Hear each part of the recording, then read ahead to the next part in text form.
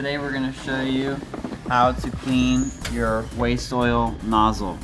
You're going to need your 5/8 wrench and you're going to need a channel lock. You have to spin this off. Break it loose at the top there.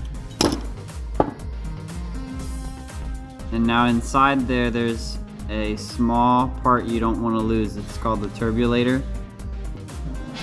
And then here's your top and then the bottom. What you're going to do is you want to take some brake clean and spray inside the nozzle.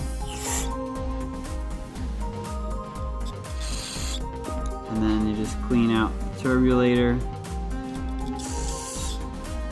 And then you can spray out in here too. And then when you're ready to put it back together, all you have to do is you put this, and then you want to have it upright just to make sure it's gonna get snug with it in place. And then you can take your 5/8 wrench and your channel lock, and you can snug it. Doesn't have to be really tight, but you just want to make it snug.